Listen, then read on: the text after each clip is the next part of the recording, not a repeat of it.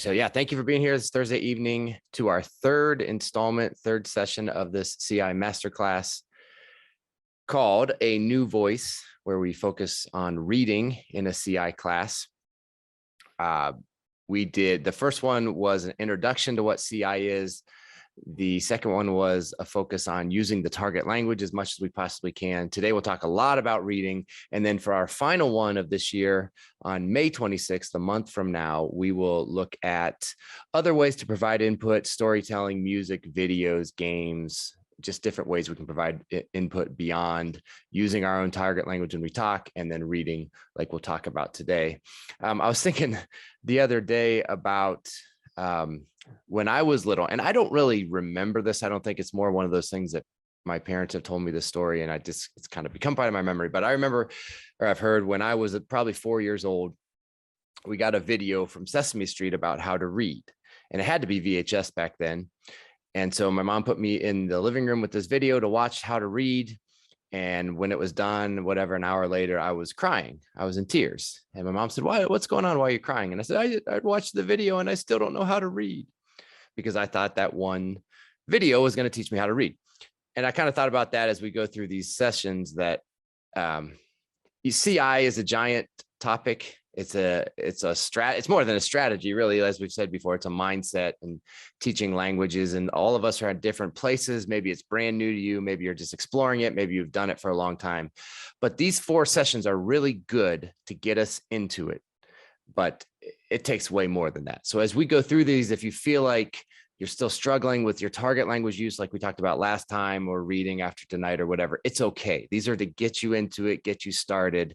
There's a lot more resources you can look at, reading you can do, people you can shadow, people you can contact as you continue to grow in your abilities with CI. And then we are going to talk about reading tonight. There's my website. This, again, as I've done before, I will share this slideshow. My website has contact information, a lot of the books that I have published and sell, and you can check that out. Tonight, we're going to look at why, what, and how we read in a CI class.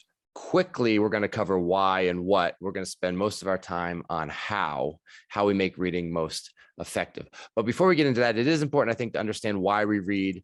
And I think a lot of us who do a lot of reading could come up with a list, and you may think of some things that I didn't think of here in my list. But what I put is why we read. We read because reading is a great form of input from a new voice. We talked last time about using our target language. We talk a lot to our students. That's one of the main sources of input.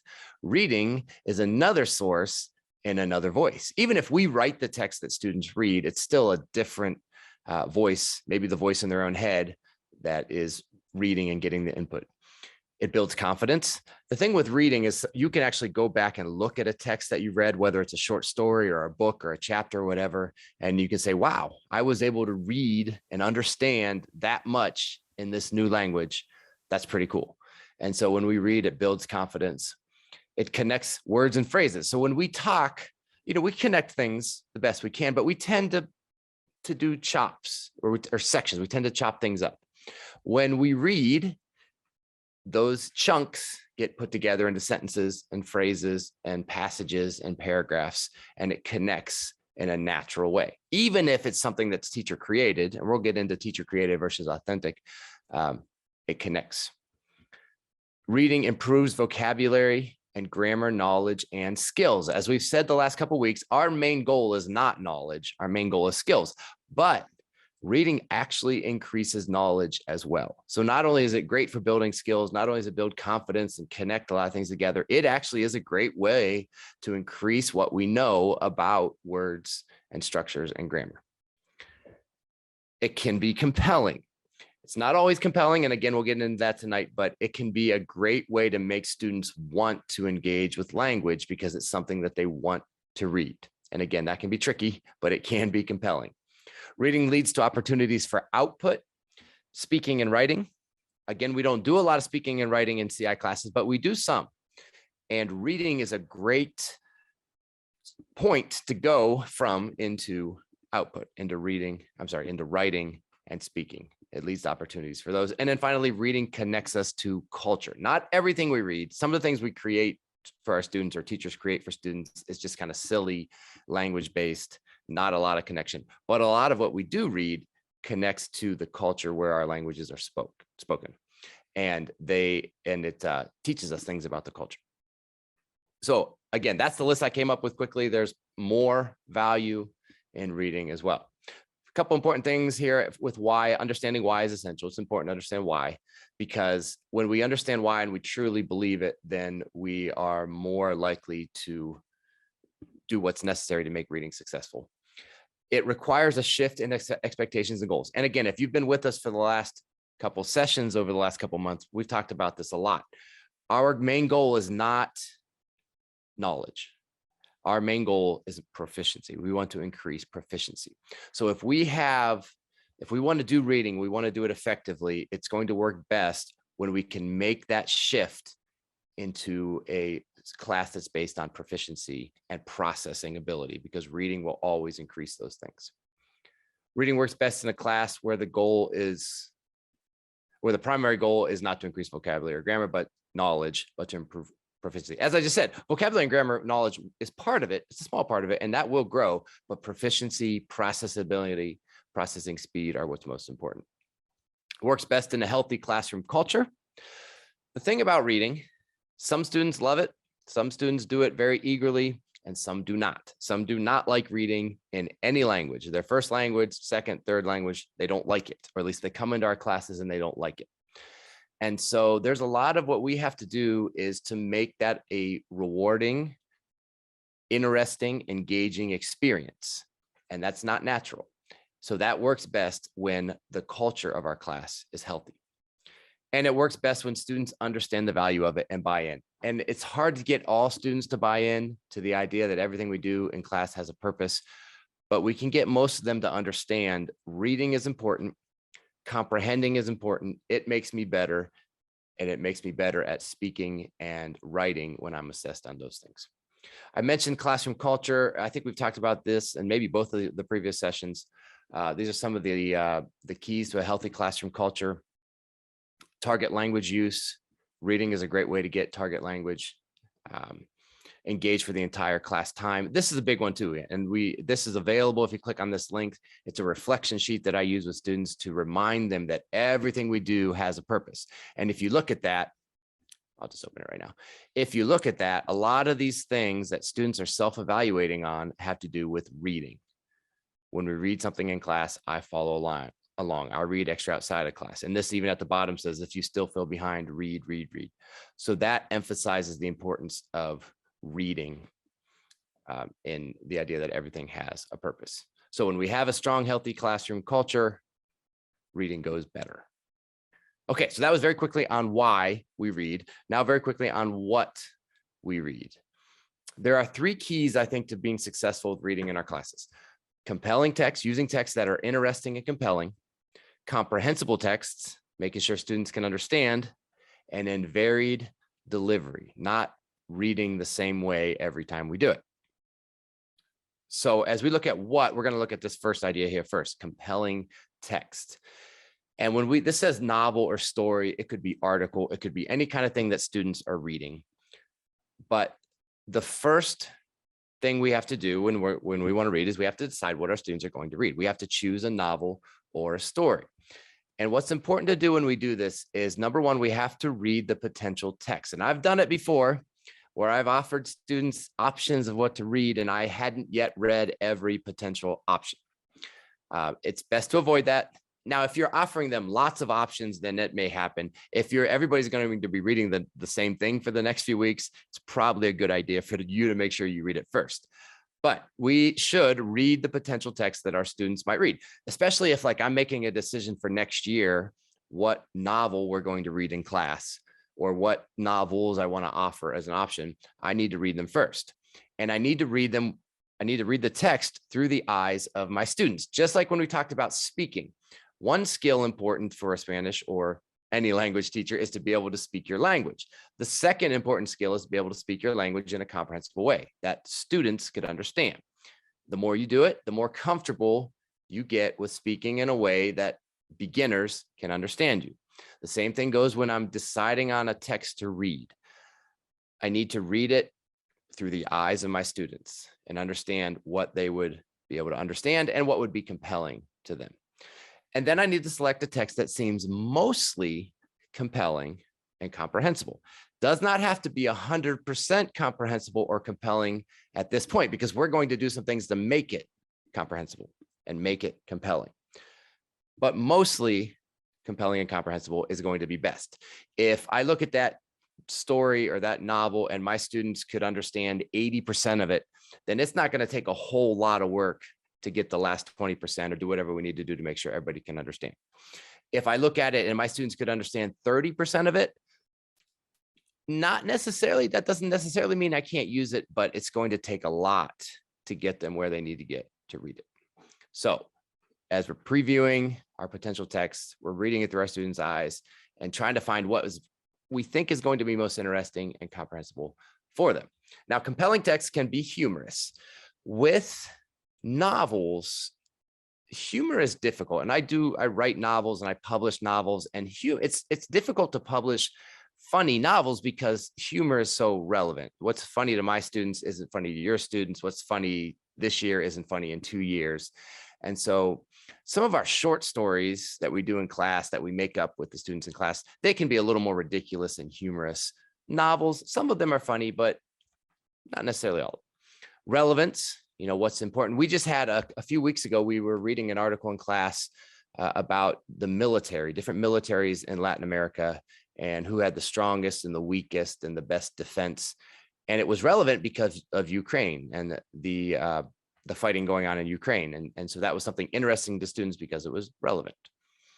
Unexpected, incredible details, stories of people overcoming very, very difficult challenges or doing things that are unbelievable, are compelling. And it's things that you can debate. Sometimes these are the most interesting, compelling texts that we read, are things where we can read something and say, what would you do? And half of the class has one opinion and the other class has the other opinion. And so if something is debatable, it can be very compelling as well. And then text can be especially compelling when we create them and they're created with details from students. I have a few examples here. Now, some teachers aren't as comfortable with this, and that's okay. But let me open a couple of these maybe for you. Sometimes when we do reading in class, and this could be an entire session, if this is something that you're really interested in, maybe send me an email and I can give you more information. But we've done this thing in class. This is, we do this right around Christmas time about Santa Claus. He gives a gift. Somebody hopes that he gives them. Somebody has behaved well or behaved badly. And we go through class, and the first thing we do is we just talk and we create the details that are going to be in the story. And we say, hey, we all live in this village and all the students in class are children in the village, and we're going to come up with some details. So like maybe the first student is Tom. And we say, all right, Tom wants Santa Claus to give him what? A bicycle. Good. Has he behaved well or behaved badly this year? Oh, he's behaved well. Why? Oh, because he helps his grandma mow her lawn. So we put in those details. Then we go to another student, Jenny. She hopes that Santa Claus gives her a puppy. Has she behaved well or badly? She has behaved badly this year. And this again would be details that students provide. She has copied lots of tests in her chemistry class. And we go through, we put in all those details. And then I, as the teacher, before the next class, take all the details and write them up into a story that we're going to read in class. And that, because the details come from the students and we can be a little silly with it, those types of stories can be really compelling. We have another one here where we take a big house and we draw all the different people that would be in the house and different things that are in the house. And then I take all those details and create a story. We do one with a murder mystery as well. Students provide all the details. I write something up and we read it. That takes some work from the teacher, especially if you have multiple classes, but it's very compelling. Now, the key for compelling text, there are two keys. One is we must spend time previewing the text. And then two is we must know our students. We have to know our students. We have to know the text so we know what would be compelling and what would be comprehensible for those students. Sometimes if we have to make those decisions about an upcoming year and we don't know the students, we have to just go on tendencies and trends. But it's best when we can know our students and we know the text and we know what's going to fit best between them. One question that does come up, and this happens and it's difficult. What if I don't have a choice about what my students read? Sometimes your department or your district or your school will make the decision for you about the novels that you have, or maybe you only have one set of one book and it's an older book and you don't really like it, or you only have access to so many things, or maybe you teach a language that just doesn't have a lot of materials created yet. If you don't have a choice about students read, the first thing I would say is this. This says fight the good fight with your leadership, not literally fight, but keep telling your administrators and your department leaders that I want to use texts that are compelling. And I believe this text is compelling more than this text. We had a teacher at our district a couple years ago who was a Spanish 1 teacher, and there was a book that we had, and she said, you know what, I don't like this book. I would prefer to do this other book. I feel like it would be more compelling. And so we were able to switch the book for her. So just make sure that your leadership understands the importance of compelling text. Adapt, edit, skip, summarize sections. If you're doing a text or a story or a novel that's not the most compelling, edit some things, adapt some things, maybe kind of skip over some things for the parts that are just boring or just not compelling or incomprehensible or whatever. Be sure to make text comprehensible. If a text or a story or a book is not super interesting, do whatever you can to make sure it's comprehensible, because if they can't understand it and they don't like it, then it's very, very difficult. You really don't stand a chance for it being valuable. So if they aren't super interested in it, make sure they can understand it. Try to connect boring text to interesting activities. So if I have a text and the students don't necessarily like it, I can do a lot of what would you do, or let's change the story activities, or games and things like that along with it. And then finally, if I have to read something that my students aren't really so interested in, what I can do is add other readings to class that are interesting. Maybe they're silly, maybe they're really funny, maybe they're really fun or relevant or whatever, so that students don't lose the desire to read. So we can try to rekindle that passion for reading and show them, hey, maybe this text that we have to read isn't great, but there are other things that are engaging and are fun to read. Okay, this is where we're going to spend most of our time tonight, and that is how to be most effective with reading. And a lot of this is what we do before we read. Coming back to these 3 keys: compelling text, comprehensible text, varied delivery. I'm actually going to mention varied delivery first. And really, there's not a whole lot to it other than we should vary the way we read in our students. I get questions from teachers a lot like, should we read all together as a class? Should students read individually? Should they read in class or at home? Should we translate? Things like that. And the answer is yes, we can do all of those things, and we should. We should vary the way we read. There's an article here, again, with a link in this presentation from a few years ago about different ways we can read. We can read short text, long text, aloud, from a screen, funny, serious, fiction, nonfiction, for assessment, for pleasure, and home, in class, teacher created, authentic, so on. You can read that if you want to look at that later, but it's important to vary the way that we read, do different things, read in different ways. Okay. Along with that is deciding when to read a novel. So step 1 with our text is deciding what text to read. Step 2 is deciding when or how to do it. And there are a couple options. And this kind of applies more to novels, not so much to short stories or articles. One option is the novel is class. We're going to have a concentrated focus on reading for 3 or 4 weeks. It's going to be the bulk of what we do. Most of what we do is the novel. That's going to be class. That's good. That's a great way to do it. Another option is that the novel is part of class. And this option, maybe we're doing some other things and we're just going to read that novel on Thursdays or Fridays, or once or twice a week or between other activities. And maybe it's going to take 9 weeks or a semester to read it rather than doing it all at once. Again, that's a great way to do it. Either one of these ways is a good way to do it. And honestly, you could start it out like this and do like, I'm going to read it once a week for so long. And then you decide, you know what, it's time to get this done. And so the next week I'm going to do it like this and finish it up. That's fine. Just so you understand what your decision is and what you're doing. Similarly, am I going to prepare my students for the entire novel, or am I going to prepare students as they go? So am I going to take all the vocabulary and grammar that they wouldn't know and teach it before we even start it and teach all of it? Or am I going to maybe take chapter 1, prepare for it, read it, chapter 2, prepare for it, read it? Again, either way is fine, just so you make that decision what you want to do. This way of preparing for the entire novel, if there's a lot that they wouldn't know, could be kind of tough. Maybe it's better to break it up. Okay, so step 3, and this goes really into making sure that our texts are comprehensible, is finding out what the students do not yet know. So I take my potential texts, novels, books that I could have students read. I look through them with my students' eyes. I pick the 1 or 2 that I think are best. I decide when I want to do it. Now I need to read it with my students' eyes, and I need to look for vocabulary and grammar that would be new for my students. And make lists. Either make lists, or a lot of times I'll take colored, if you're able to write on it, I'll take colored pens and markers and mark the actual test. And I'm going to make a plan for how to best prepare my students to comprehend this text. Basically, what we're doing is we're building a bridge. I have the text and I have my students, and I want to connect.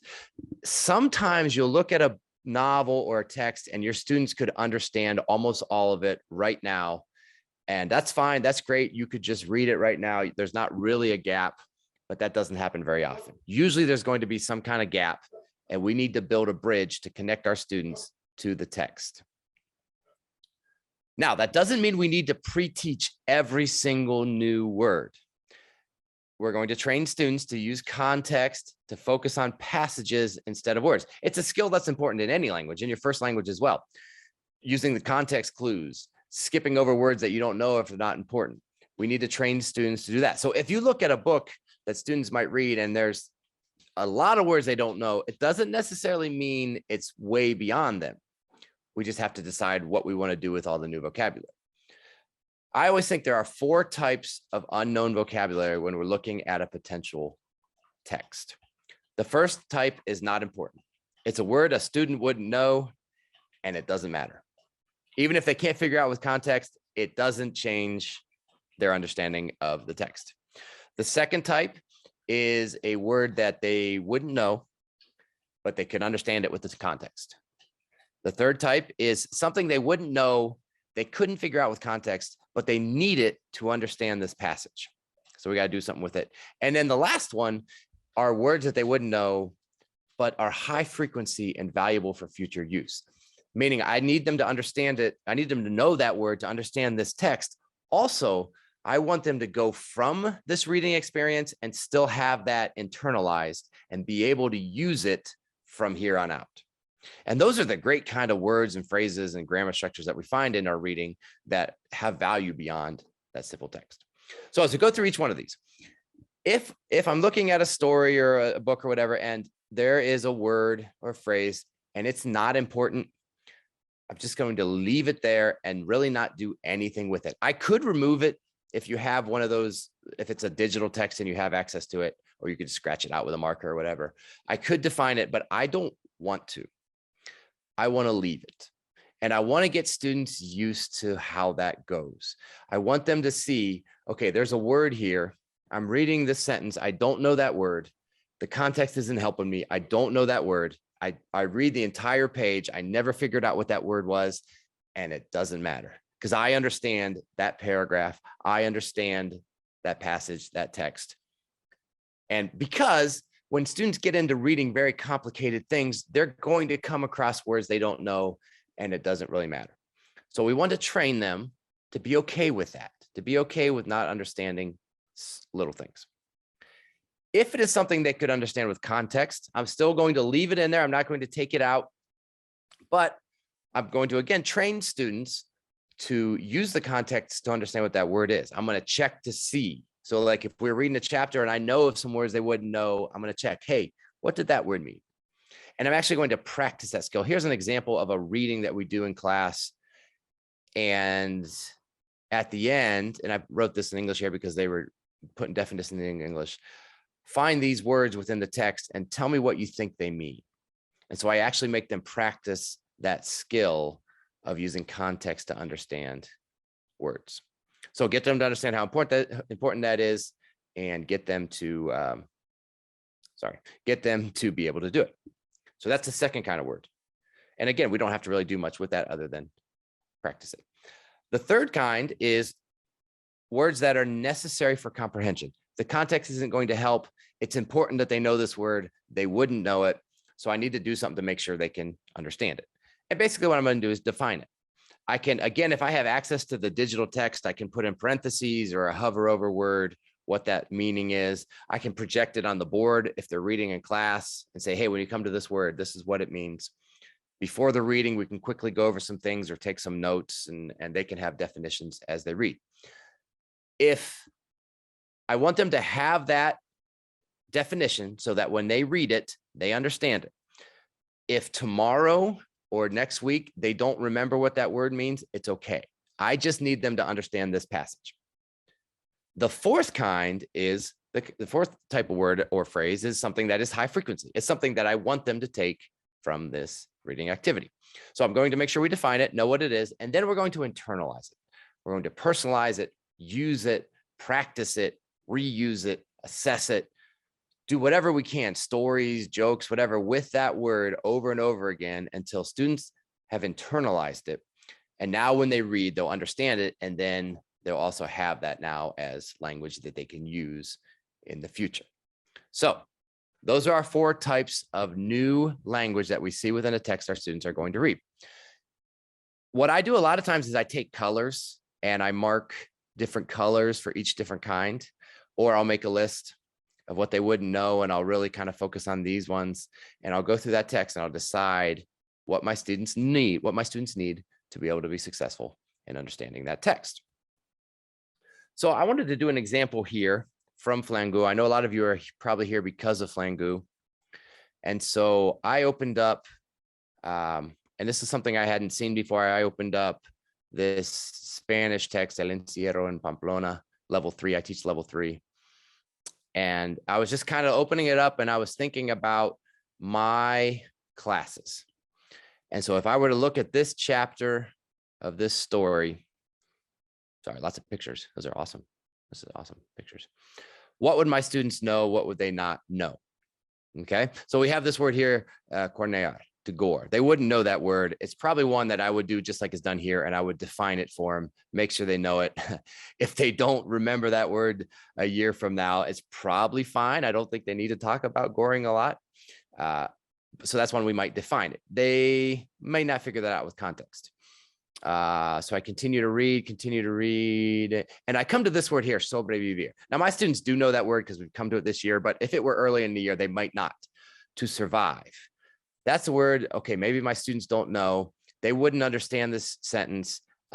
It's also a very good word. It's a good word to know and be able to use. It's high frequency, it's powerful. So this is something we're going to define and use a lot before, during, and after reading. Same idea with mientras. They probably wouldn't know that word for a while. And that's another good, high frequency, powerful word. So that's one that we're going to spend a lot of time before we read. Keep reading. Okay, Santo Patrono, patron saint. That might be something with context they could figure out, or something we define. So again, it's different for every teacher. Here's the word suelta. When they let these angry bulls go. That might be a good one to try context. That might be one to say, okay, students wouldn't know it. I'm not going to define it. We're not going to practice it. I'm going to leave it in there. We'll read it. And then I'll say, okay, what do you think that word meant? And see how well they use the context for that. And then I could continue going through. Oh, cuello. Maybe they wouldn't know that. That might be a good one to define. And the same idea, continue to go through here, find words my students wouldn't know, decide what I'm going to do with them. A lot of times deciding which ones to really focus on is a question of time and quantity. If there are a ton of words, I really just, I can't I don't have time to internalize a ton of words before we read. So maybe I'm only going to do a few. But again, you looked at the text with the eyes of your students, decide what's new for them and what kind of text it's going to be, and then what you're going to do with it. I have some, and again, coming back to these keys, we have to preview the text, we have to know our students. So this is kind of what we were talking about. So if step 3 is looking at the text and knowing what my students would know, step 4 then is to make the unknown known. Define or internalize that unknown language. Use the language of meaningful situations. Storytelling, I do. Not everybody does. That's fine. Conversations, drawing. I do a lot of drawing before and after reading because it connects us in a different way in our minds. We use a lot of these websites and things like Quizlet, Pear Deck, Text of 8, Blookit. What's the video one? Goose Chase. I don't know if you've ever used Goose Chase, where kids make videos using the vocabulary. All those types of things to practice and internalize the language are great. One more thing before we actually get to reading. Step 5 is pre-reading. And this is beyond just vocabulary. Even if the students are they're all ready to read, they understand all the vocabulary, we can get into it, we still sometimes will preview a text before we read it. And we do that to prepare students, to reduce intimidation, spark interest, get them interested in what they're going to read, reinforce the details. So if I do a preview with the main points and then they read the story with the main points, they're getting double the repetition of it. Same idea, providing extra input. Here's an example of a preview, not necessarily a summary, well, a kind of a summary, but this is a section of a chapter of this book, which is about that same topic that we were just looking at. And this is translated. Yeah, I translated this to English for training, but this would be in Spanish. But we would read this before reading that chapter, or maybe before reading that book. Arturo and Claro were running hand in hand, leading the procession of frightened tourists and angry bulls. Because all roads were blocked, their only option was to enter the Plaza de Navarra. The first floor of the building was filled with smoke and chaos. Some people were yelling fire, while others yelled bulls. Arturo grabbed the rocket and was headed for the exit when Clara let go of his hand. He was searching for her in the dark, with Camilo yelling in his earpiece, "Arturo, get out of there and leave her." Arturo was reaching for her when boom. So the idea here with this type of thing would be to spark interest, to show them, to get them interested. This is what's going to happen in this story. Let's figure out who these people are, why they're in this situation, why this bull is running into this guy, and so on. Another example here, this is from a story that we read. I'm sorry, this is in Spanish, but I'll just translate it to English.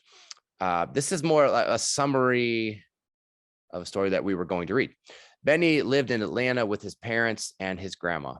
Benny went to a special school, and his grandma took him to school in her car each day. His grandma was Cuban and missed a lot. She really missed her country and everything Cuban. Every night, grandma would dream about Cuba and was very happy. And every morning, grandma would see the concrete walls and the other buildings and was sad to not be in Cuba anymore. So it turns out to be a much longer and detailed story, but we start with that introduction to get some vocabulary, to build some interest, to reduce some intimidation about a bigger text, which that is very similar to what we call an embedded reading. And I imagine a lot of you have done embedded readings. It's a strategy that's been around for a while, and it is an awesome, awesome, awesome way to approach longer text. Very quickly, what an embedded reading is we take something that we're going to read and we break it down into smaller sections. So I have an example here from one of my novels. This is actually translated to English to use in workshops. It would obviously be in Spanish when students read it. This is chapter 1 of that book. Okay, you can see it there in English. Okay, not terribly long, but that is chapter 1 of the book about Miguel, who was born in Mexico, lives in the US. He's got some friends, but he doesn't have a girlfriend. He wants a girlfriend, and so on. If I open up here, this is where I have bolded what would be version 1 of an embedded reading. All my students would see is what is in bold print here. And I would give it to them on a piece of paper, or I would project it on the screen or whatever. I could even just read it out loud to them. He's 27 years old, was born in Puebla, Mexico. He can speak English and Spanish. He's not a happy man. He feels lonely. He needs a girlfriend. He was bored and wanted to go out with a friend. He got sad. No one wanted to hang out with him. He needed a girlfriend. Boom. That is the basics of chapter 1. That is what chapter 1 is about. So we take it way down to what is just the very, very basics of the story. And we read it several times. We translate it if we need to. We do whatever we need to make sure that every student understands every word of that first version and completely understands the story. Then we can do version 2. In version 2, I'm going to add what's in red. And again, the students aren't going to see everything. They're just going to see what's bold and red. So now we've added things like he speaks Spanish with his family and friends and English with his colleagues. All his friends have wives and girlfriends. He wants a wife and many children, but first he needs a girlfriend, and so on and so on and so on. He didn't want to look for women on the internet. He sat at his computer before searching the internet. He decided to make a list of the characteristics. He wanted a girlfriend. He knew the perfect woman existed. He just had to find her. And then if you wanted, you could do a version 3 or whatever. But usually after 1 or 2 of those chopped down versions, we're ready to read the entire text. So that is a quick description of what an embedded reading is. It's a great way to approach text. That's a great pre-reading strategy for reading. So then we've done all of these things before we get to our text. We've decided on the story we want to read. We've looked at it with our students' eyes. We've prepared them for the vocabulary they might not know. We've prepared what they need as they actually read. So now it comes time to actually read. And again, variation is great. We read together sometimes. We read individually sometimes. We read in groups. We read novels, the actual printed out novel. We read printouts. If you have permission to read a printout, we read digitally on computers like Flangu and things like that. We read on the big screen projected in the front of the classroom. We read on our small computer screens. We use audio from native speakers, whatever we can do to vary reading. But as we do this now, we have prepared the vocabulary either by defining it within the text or preparing students for it. And so now it's comprehensible as we read it. We can reenact sections. And this again could be an entire session on how we take actors and act out what we're reading. That's always fun. We can translate parts. I don't do a lot of translating. I know a lot of people don't like to do translating, but every once in a while, it's okay to translate some things to the first language. I do a lot of drawing. Take these sections of the chapter and draw, because again, that connects us in a different way to the text. Ask comprehension questions, ask personal questions as we read. We don't rush. One of the things that a bad habit I have is to rush through reading. We don't have to rush. And then another option of the reading is actually to do it on a screen with a screencast. I have a bunch of examples here. You can click on, let me show you, see if this will open. This is actually from a book. Los sobrevivientes, capítulos 9, 10 y 11. Capítulo 9.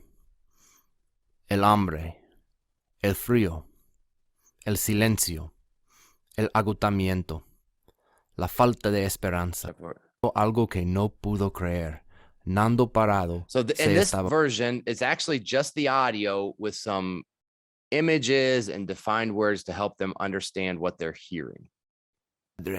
Pictures. Mi hermano.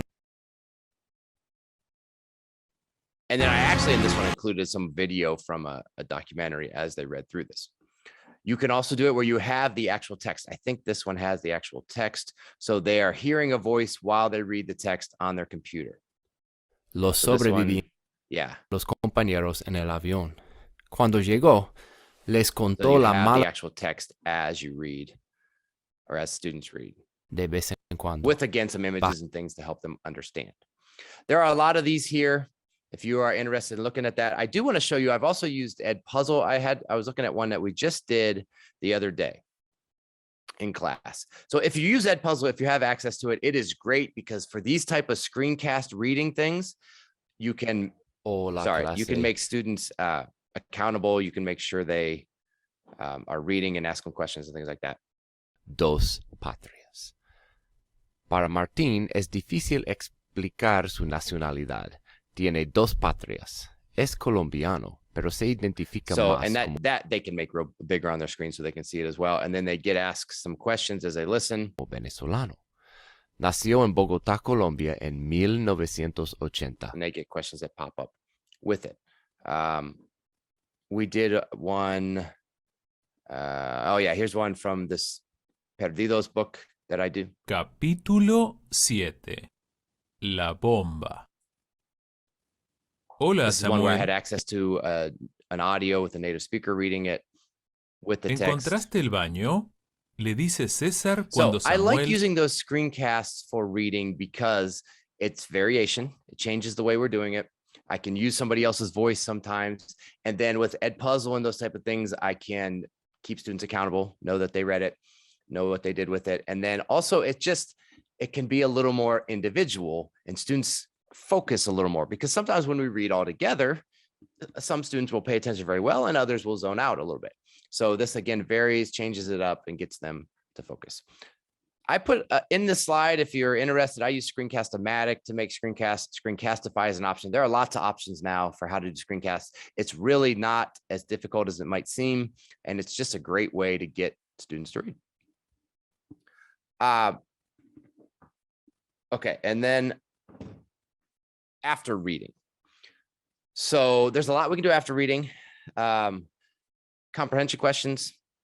So one thing that I've come back to doing a lot again is multiple choice. For a while as a teacher, I got away from multiple choice questions because it just didn't feel natural. It didn't feel like what a language teacher should be doing.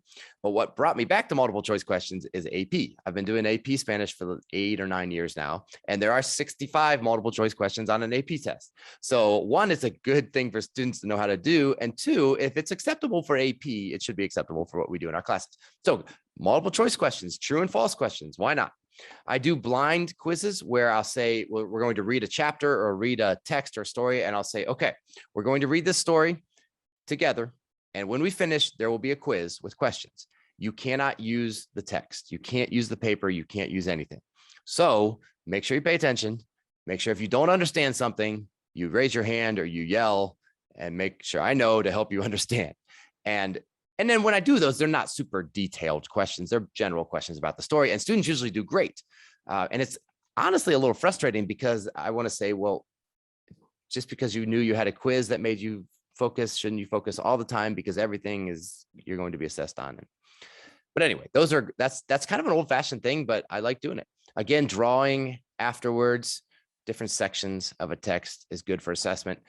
For when I do comprehension questions, we use Otis, Google Forms. This is something that I do when students are reading individually, like they're reading a book, just little activities that go with each chapter.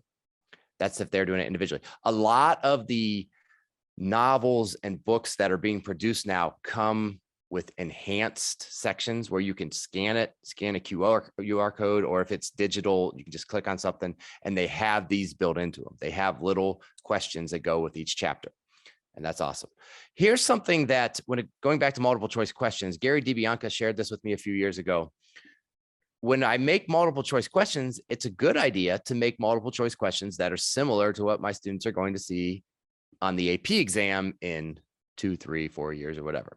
So when I'm making multiple choice questions, a lot of times I just use this to ask this type of question. And yeah, I get questions about, when we do comprehension activities, is it English or Spanish? Both, either, sometimes a mix, usually target language, but English is fine. Sometimes they use the text, sometimes they don't. There's a lot of that. Then output. And honestly, I was thinking today that this would be a good session to do. Maybe if we do some of these next fall after the summer, this may be a good one to get into, because we talk a lot about CI classes that are based on input. It's input, input, input, listening, reading, speaking. Teacher speaking, students listening and reading.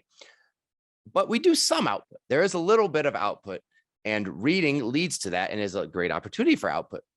When I have my students write or speak, and writing is more often because just logistically speaking is more difficult to do. I like to offer multiple prompts.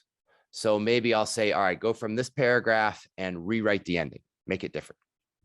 or what happens after the end of the story, or what happens after the end of the text, or change the point of view. So this was written in third person, write it from first person, or write it from the point of view of this character or this person that was in that article. Do a character interview. I have these cause and effect activities that I do sometimes, and this isn't so much writing, that's a little bit of writing, but these are different causes. What was the effect of that cause? Here's some effects. What caused that? That might be a little more comprehension than writing, but it's a good activity to do as well. Student questions, games, online resources, translate. Again, those are kind of extension activities that you can do. The other thing that I try to get students to understand is this, going back to that idea that everything has a purpose and really believing that reading increases proficiency, even if we don't do something directly after a reading or directly based on a reading, students need to understand that that reading is going to make them better at writing and speaking down the road. So if we can get to really buy into this idea, everything has a purpose. Novels are not the only thing, not the only source of reading. We read pretty much every day. Sometimes it's short. I talked in previous sessions about jokes, even songs. We look at song lyrics, that's reading. We do trivia questions. I talked about that in a previous session. That's reading. Every time we do that, there's a little bit of reading. Assignments, if students are going to work on an assignment or write something, there's usually a little bit of reading that goes along with that. So it is something that we do a lot of all the time. The last thing that I want to touch on very quickly, and this really applies to Flangu, and there's actually a link for Flangu there, is free voluntary reading, which is a great, some people only do silent sustained reading or free voluntary reading, and they never read together. That's fine. Some people do a mix, whatever.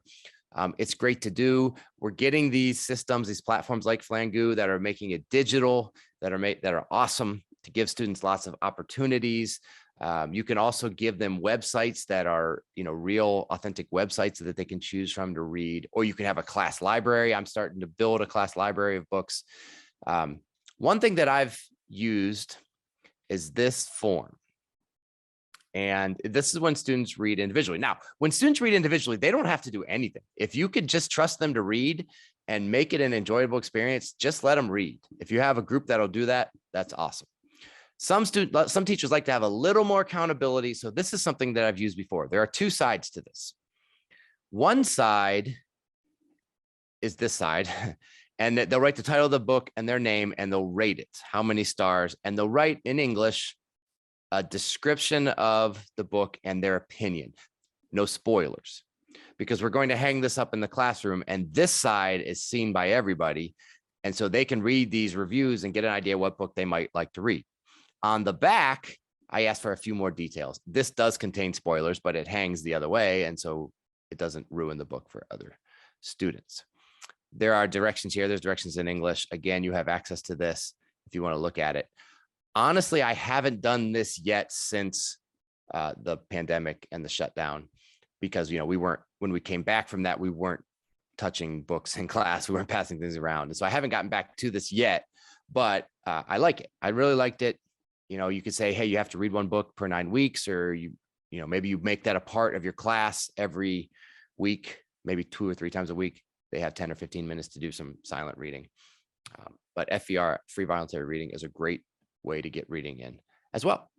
Okay, so that's a lot about reading. Again, thank you. There's website. Here's a lot of the books that I have for Spanish teachers. And we are at 7:49. Good. Which gives us about 10 minutes for questions.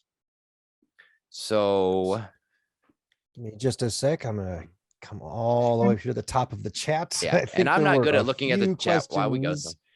That's okay. Let's see. Can still access the first class. Is that reflection form available? Yes. I have this ready to share with you, Chuck, and that reflection form is in there. It is on one of these first pages. It's on the page that says classroom culture. At the bottom here, everything has a purpose. That is that reflection form. It's all yours. You can change it to whatever language you need here. But yeah. Awesome. That's perfect. And I told everybody I'm going to be sending out that link tomorrow when I email everybody. So you'll all get it then. And Let me see here. At what level do you do this story activity? Okay. I'm not sure what story, but I teach level 3, 4, and 5. So it's three or four, because most of what I showed today, I think, was 3 or 4.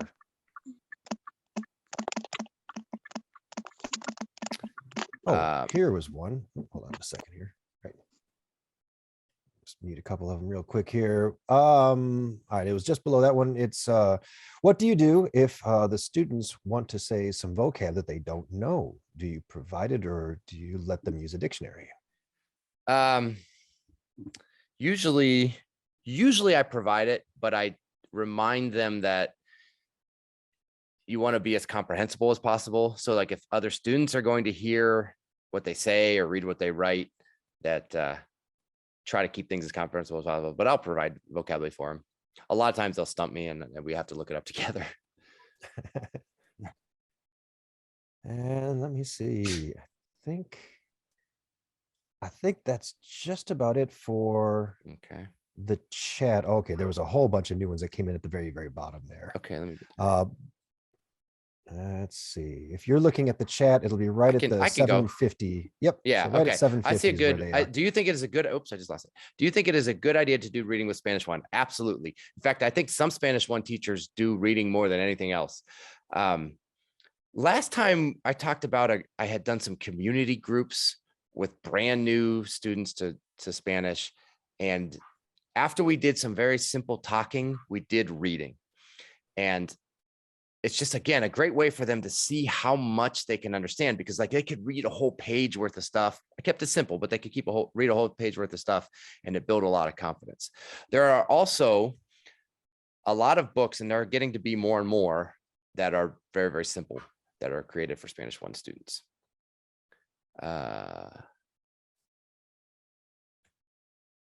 What reading strategies would you use with novice beginners who only understand a few words of the target language? I would use very, very, very simple text. And again, if we go back to what we've talked about the last couple sessions, if you start teaching them some high frequency words, if you get them to know all those different actions like runs and sleeps and eats and talks, and get them to internalize that, and then those super 7 verbs, then all of a sudden your reading, what you can read, is a lot more. So keep it simple. You probably have to create it yourself based on what they know, and just start to build their vocabulary, and they'll be able to read more.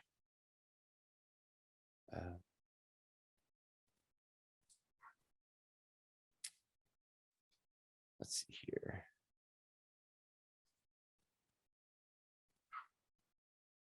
Oh yeah, there's an example in Spanish and Flangu of a good novel, level 1.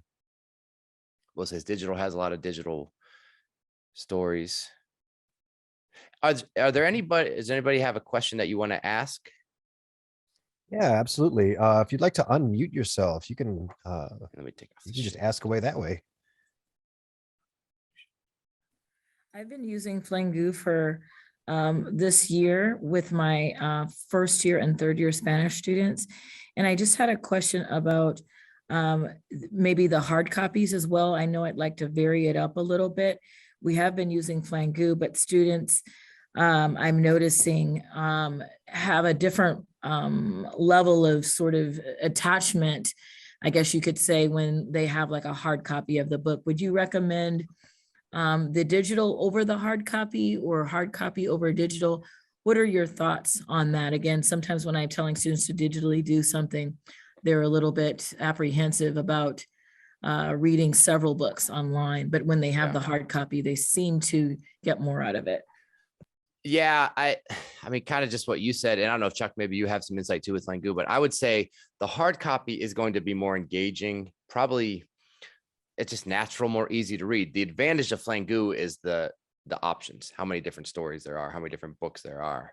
It's like you've said before, Chuck, it's like Netflix of readers. I mean, there's so many options there's for all different students. And one of the important things with reading is finding something that's compelling and interesting to every student. Every student has different tastes.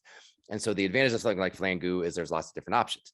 But yeah, I do agree, if it's something that you have the hard copy for, that does kind of engage them. And there's, you don't have that distraction of other opening up other windows or whatever. I feel like that's always the big thing there. It's like, it's definitely a matter of personal preference, the digital over the paperback, but digital can sometimes be very distracting because there's so many other things that you can do on those digital platforms. But that also might be a generation thing. I know younger people much prefer to read things on digital devices. So, and it could also be a difference between an iPad versus a computer. If you're reading on like a tablet, that could be easier. The other thing you can do is, as you build a class library, because you can't just build a class library of books right away unless you have a lot of money. And so as you slowly build a library, you can do more and more digital, and then buy some hard copies of those same stories and have both, and then move on from there. But good question. Looks like Caitlin's got her hand raised. I think she'd like to unmute and ask something. Awesome. Yeah, and I've never been the student on this side of Zoom, so I was like, oh shoot, I didn't even know I could do that.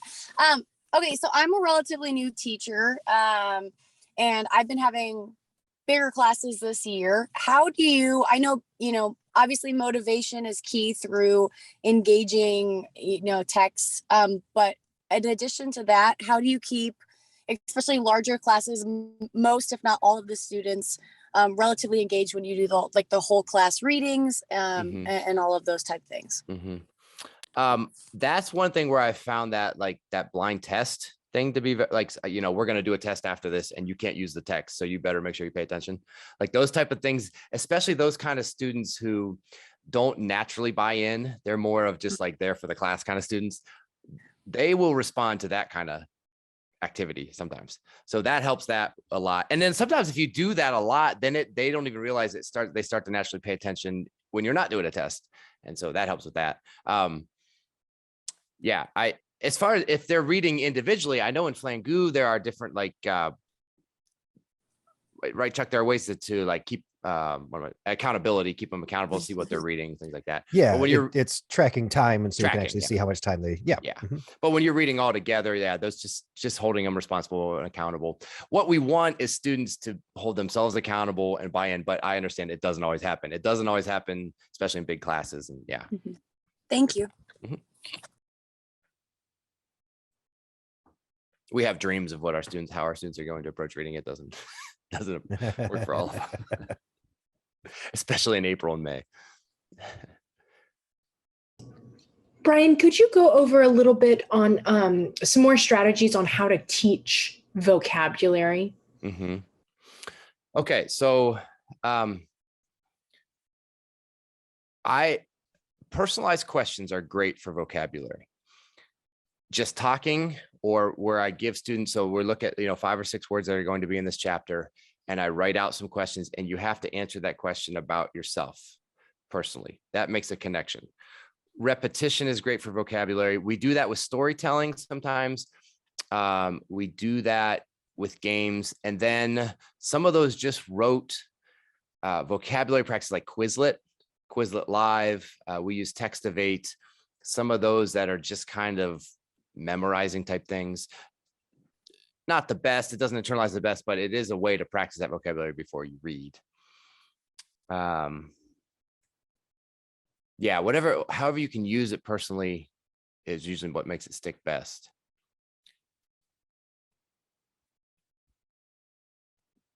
Thank you. I have a question. Good afternoon. My name is Andre Carmen. I teach French. How are you? I'm good, thank you.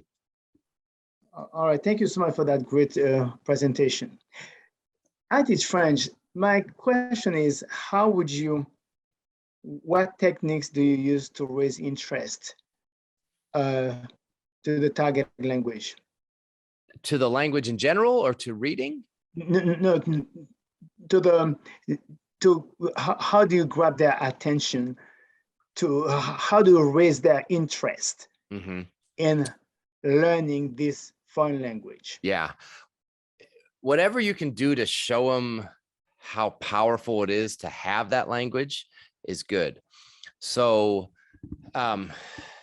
when you can connect them to authentic things and they can see it and understand it, when they can talk to people who speak French, who speak that language, when you give them opportunities to do that, even if it's an email or something writing, that gives them power.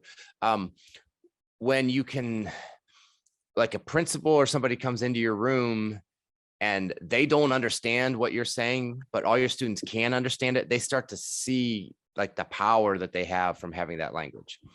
So to try to build confidence and try to build usefulness of that language is good. The other thing is to make it personal, is to show them that French class is a place where they can talk about themselves and they can talk about their friends and they can do fun things and it's really you can connect with them, but you can do it in the language. And so it fits your goals, but it's also something that students really like and they want to come back to that class. All right. Thank you so much. You're welcome. Thank you. All right. Well, we've hit the 8 o'clock mark, so I guess it's around that time that we started wrapping things up. But I do want to remind everybody that over on our Facebook page right now, this video is available. And you can go there and leave more questions right there in the comments. Brian's going to look over those questions sometime between now and the next few days. So leave your questions there for him. He will get to those and answer the ones that he can. Yes, I will. And again, I'll share that presentation with you, Chuck, that you can send out to everybody, which has a lot of links on it. And Excellent. Thank you so much for hanging around. And we'll have one more in May. All right. Well, I'm very excited. Thank you again, everybody, so much for joining. Brian, thank you for being here. Everybody have a wonderful and safe evening, and we'll see you next time. Good night, everybody.